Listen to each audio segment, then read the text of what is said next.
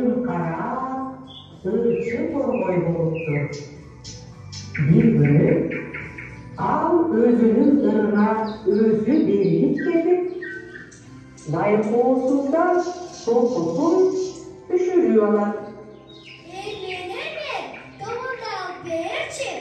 Senin topuğuna sözüm arasından kız kulağı bayıtıram. Anda seni şikayet edeceksin. Görmeye şikayet edeceksin. Görgülük paralı. Eçki. Diye bileceğimden koyun bir nagareke. O şalıcı sen boy bu. Elbette gülük durmay. O ağımdaki travay aran kırım. Seni kaç kırmaydım. Cezmesen. Görgülük paralı. Kaskır. Dövecekte bir eşki tırar. Osat keset bolum. Eşki cemekli gül. Yünkürümde kazan kaçırdım. Seni kaska. Cılkıcığa çaptırağız. Görgüle cılkıcığa paralı. Cılkıcı. Demek koktu da. Bir karşıkı yunkur kasıncadan.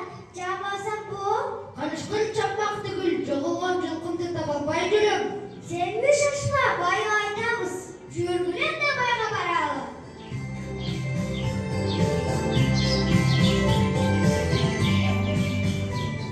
Vay! Cılkıcığım cılkılarında çok tapay jürür. Alırsan bana. Cılkıcığım ılmak dönür.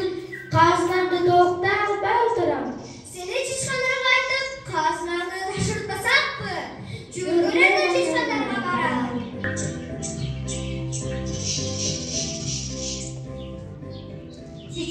Çiçka. Hadi kazınası taşıp korsaktı bir de toyğuz balbayasın mı? Bayın kazınası taşımak durmay, balgayımızga iyi kanalına yadamız. Sen tetik badargaydık, birbirine koydurmasak mı?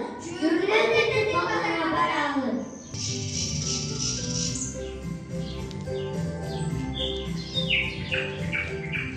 Bağlar, çiçkanları iğnesi koy. Adamlar kelebek, iğnesi koymakta gül. Çıkayımda oturup, son bu kadar almay tutam. Ay baba, sen yenge aytmasak mı? Görülen de iğneke paralı. Eneke, bağımsımız o kadar kaymazasınca vakit çıkayın atırır. Sabah koy koysuz bu. Nasıl bu doktorlar? Cünündü sabaya bacınım. Seni şamalaydım, cünün uçurdağımız. Cürgüne de şamala baralı. Şamal.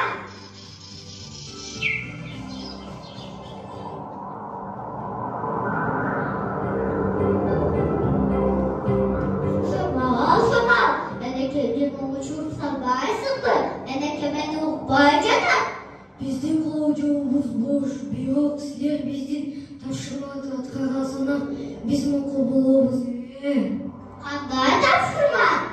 Şamal kanti böyle olur. Şamal sırf canım uzak haberin amacısına böyle bulut. Şamal kuyunlen süzdürdü tadı bir içi. Yürüler tanayı.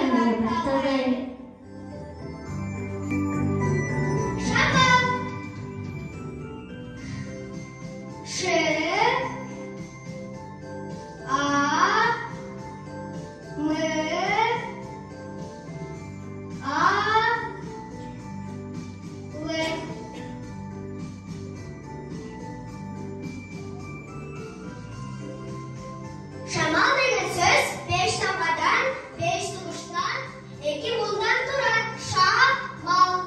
Koyun.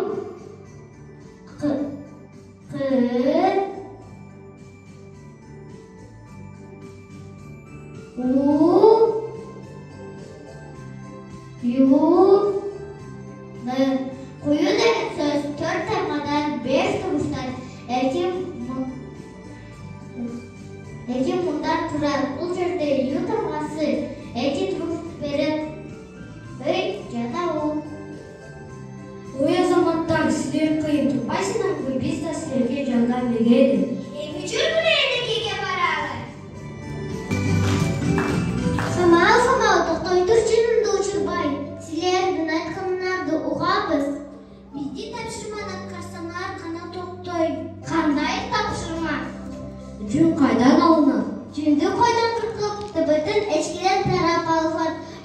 ата-бабаларыбыз баягыдан эле иштетип келишкен.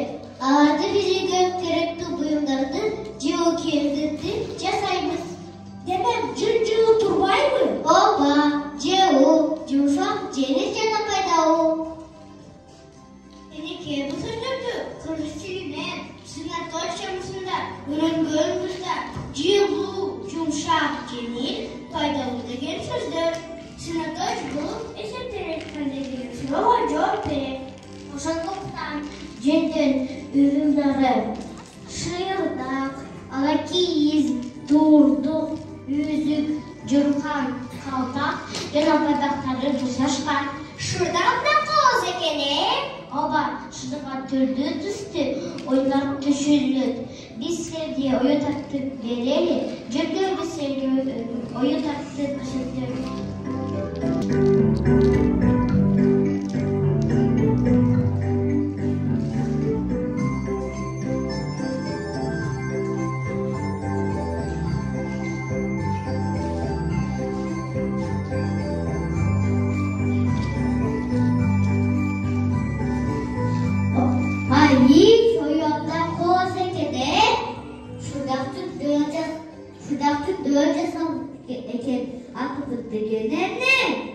Ечкине жыны дыбеттен батат, дыбыттын ұзындығы 80 сантиметрге чейін жетет. Дыбыт жүнді тоқтафып түйлөбөйт, аллергия кылбайт, салмағы абдан жеңил. Бир ечкиден канча дыбыт алынат? Бир ечкиден 700 граммдан 1 килограммга чейин дыбыт алынат. Анын таразыга аныкташат.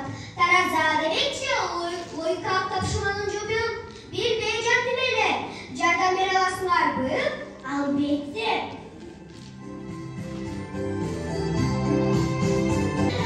3 ана 15-ге барабар, экинчи таразада 15-ге барабар болсо, анын астын табуу үчүн 20-дан 5-ти кемитип, анын астын 15-ге деген таап алдык.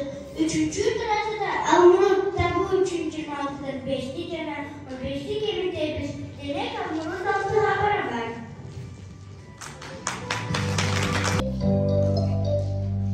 Силер абдан билимди турбайсыңарбы? Азаматсына жашытууга бедели жөнөйт.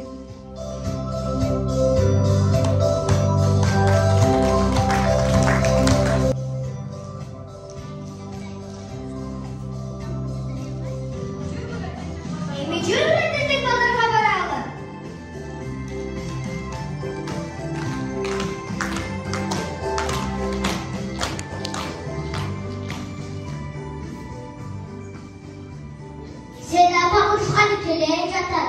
Ha ha ha. Турбой. Айткан мурундан карып, тусканды мээне сокуям. Ал эми сандан да башка тапшырмабыз бар. Силер шоколордун аташын билесиңерби? Билебиз. Билбеген эмне? Мисалы, чукасакан бастык клуб деп аталат. Кайдан чукасың? Чек, бөк, та, алча балдары түшөт. Кайдан чукасы калып, электики бабы ечкини кечирме дуйдугун топкой деп атат. Анан каршылардын да чукасы бар. Аны дарылчылыкка пайдаланып келишкен. Кыргыз эли болжолдуу калп болгондуктан малдын чүкөнүн байыртадан эле пайдаланып келишкен. Чүкө койдун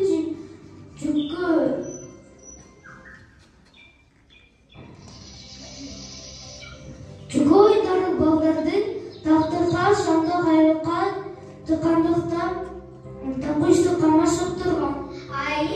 Сен чукаларын түстү го? А бул эмнеге кызыл түстү? Ойда кайда пайдаланып көрөбүз, көчөрүндө кызыл түскө болушкан. Дагы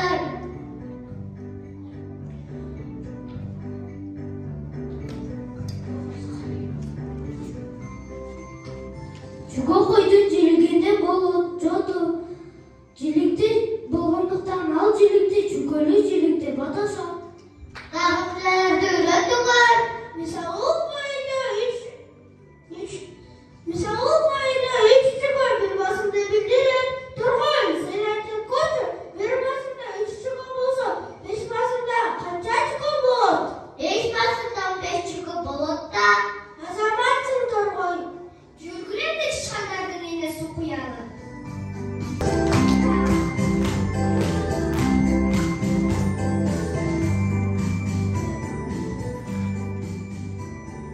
To'xtag'lar, arqanlardan qaralım.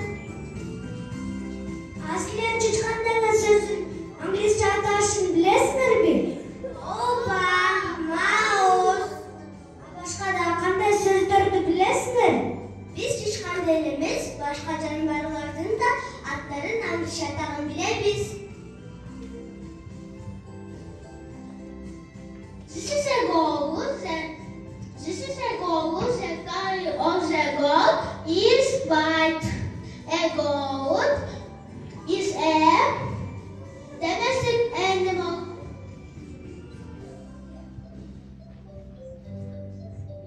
This is a horse. The color of the horse is brown. A horse can be a domestic or wild animal. This is a wolf. The color of the wolf is gray. A wolf is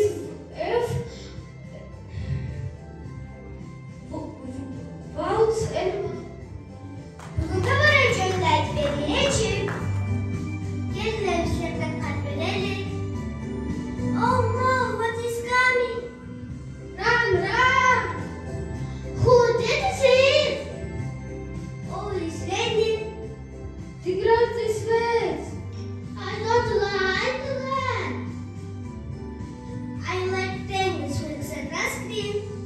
But we are wet. And the cold. Are you wondering how one is formed? Let me tell you about it.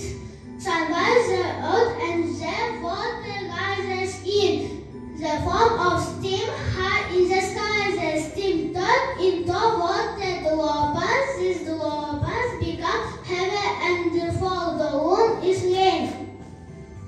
Hayır yok çıkanlar. Senin oradan akıl duyacaktıkları ekensiniz. Gelin de orada belirli. Rain, rain, go away, come again another day. Little Johnny wants to play. Rain, rain, go away. Rain, rain, go away, come again another day. Daddy wants to play. Rain, rain, go away. Rain, rain, go away, come again another day. Mommy wants to play. Rain, rain, go away.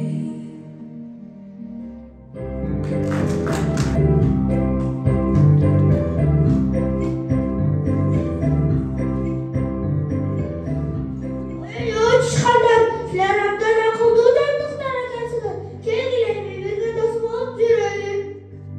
Ahmet'e kalk. Öpücükler çıkanlar beraber.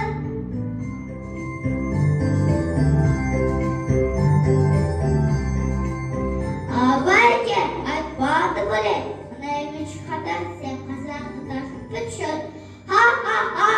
Oy koydurma. Ben sözsüz yerden vereyim. Hasan benim gülmesi. Taşmaktın canman da görürsün. Hareket kıpırın. Artık geldi ortak kaz. Kaysız milki takşı. Caz. Güneşi güzel belki tuğanı şu. Cay. Aynen büyük altın düz. Herkes bilsin. Bul düz. Kulak burun. Ötgündüz. Kut üstünmez git. Kız. Ben bunlardan bağırın mektepte okup öğrendim. Kız dörülürdüm ezdik. Kuluş kardeşim. Sesinin de götürüyorsun da götürebilin bak. Artık göğsün. Ederде çar kargalar düz ile yaylasına uçup düşse, жазчылы болып торлой келсе, түн жылыйт, таранчылы үрпүйүп қалса, түн жайыт, жырымыш желесин тоголоп кылып жасаса, түн жайыт да ачык болот. Буларды болсо мекен таануудан үйрөндүм. Bulup dur bilerman belki. Akıl tapşmaz. Senin cılgıçına varalım. Барса баралы.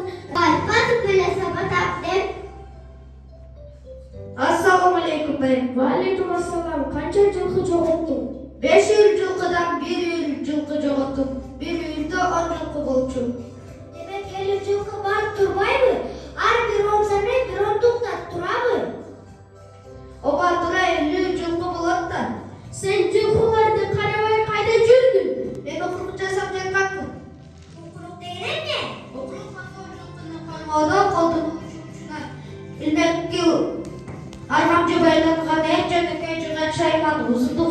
сантиметр, диаметрі 4-6 сантиметрдей тал, кайып долгодон жасалат. Это такая красивая и нужная вещь. Ай, сен орысча білет тұрбайсың бұл? Жылқын баласын орысча біледі? Конечно, знаешь, ребенок называется. Мы же проходили на уроке русского языка. Annesi sana orası tilinde tavşırma verin. Atkaravasın jogaçı. Жүргүнүн да панельге барып, тапшыруулардан каралып. Найди ошибку. В условии малыши пишется «и». Слово «мыши» правильно. В условии животное пишется «и». В условии машина пишется «и». В условии жирафа пишется «и». Молодец, а теперь сделай следующее задание. Напиши имя прилагательное. Мама, она какая? Добрая. Зайчик он какой? Серый. Дерево она какое? Зеленое. Ребята, они какие умные. Вот я вам показал, как я с легкостью смог решить твое задание. А ты действительно молодец. Теперь воробей, а вы что умеете делать? Ой, сейчас расскажу вам скороговорку. У меня тот товарищ, товарищ, то при товарищах товарищ, а тот товарищ, то без товарищей товарищ. А теперь быстро. Не тот товарищ, то при товарищах товарищ, а тот товарищ, то без товарищей товарищ. Ой, какие вы талантливые все. Подняли мне настроение. А давайте-ка все вместе станцуем. Для всех.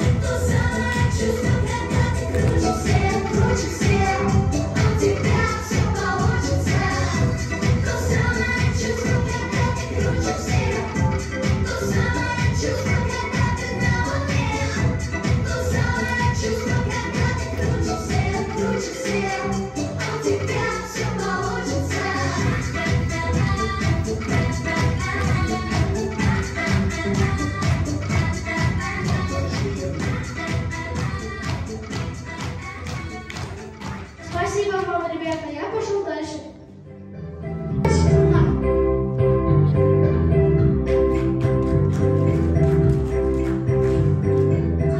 Kaşkın, seni çok çiçeklerimle gelecekti.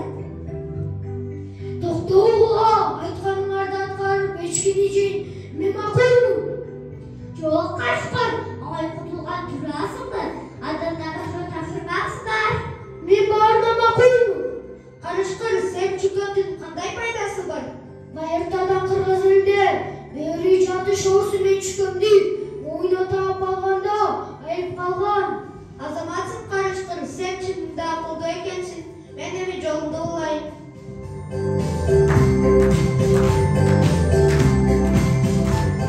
Ben böyle nerede boğuşum gerek?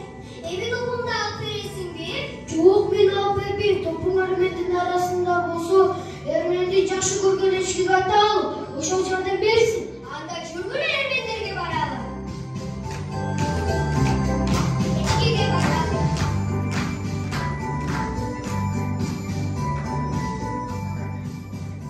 Eçki, ben sana kaşkını alıp geldim. Emir senincesin. Жан соога достор, менин да пайдам тиіп бар. Мен силерге баарын аткарууга даярмын. Ха-ха-ха! Сенин кандай пайдаң болмок эле? Кой каки, ал деди бе, мен адамдар үчүн өтө пайдалуумун. Билсең, адамдар ошон үчүн мени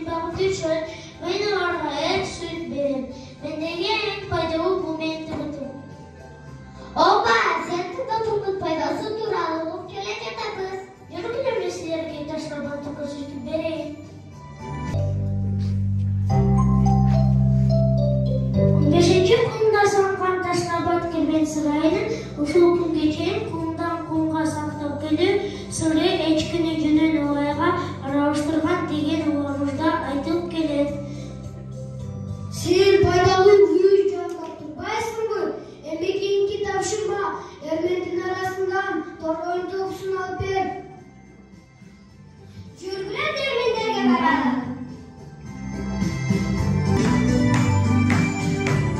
Эрмен, торгоюн топусун алып берчи, болбосо сени жеп жок кылам. Мен жөнүндө маалыматыңар жокко, мен касетти жооп болуп эсептелем. Кандай касиеттин тууралуу айтып жатасың? Сен эчкилерин башкасын карап да албай, жыгыңан эле баары катышат. Эрмендин касети бар, жооп болуп эсептелет. Көпүр орталыктар мисалы ичору, тамак коруу, анда кысыктары суларды сактоо үчүн кургак жеринде өссүн, көпсүнү талап кылбайм. Сүмдүктөрдүн кантип суу ичкени тууралуу айтып бере аласыңарбы? Ошол эле биз аны тажрыйба жасоо аркылуу түшүндүрүп беребиз. Жүргүлө тажрыйба жасоого.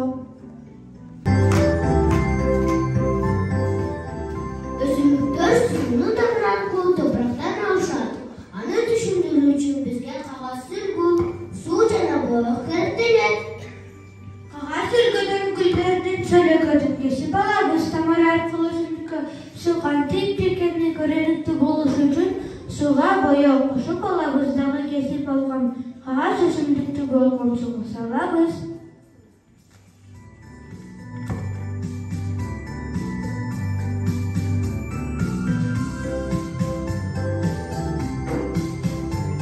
Караңыздар, суу тиздик менен өсүмдүктүн баардык органдарына жетти. Сен сууну кантип таза сактоо керектигин да билерсиң.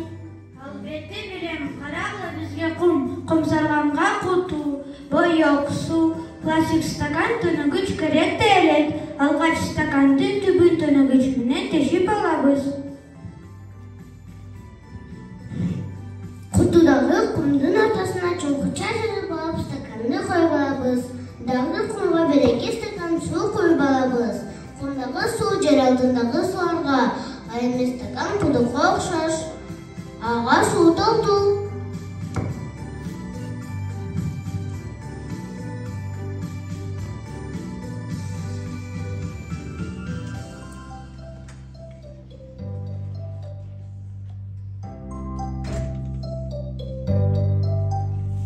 Мына суу таза боюнча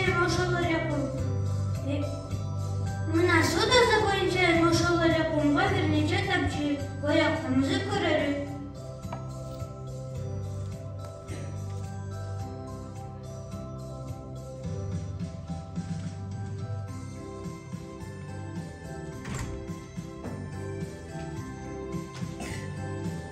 Дагы ал жерге суу куялы.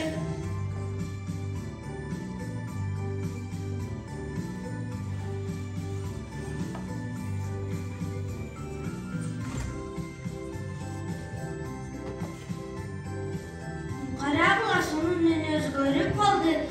Демек дөрүсүндөгү бардык зыяндуу, бардык топурак кайра эле сууга кайтып келет. Ал сууларды биз колдонобуз. Камагаш багуу кудуктагы сууга куюлду. Мындан биз улуу заттар, химикаттар жер астындагы булгай турганын байкадык. Ошондуктан зыяндуу заттарды топуракка таштабайлы. Биздин патологиябызды билдиңерби? Мына сени да тубуңду алып берейин.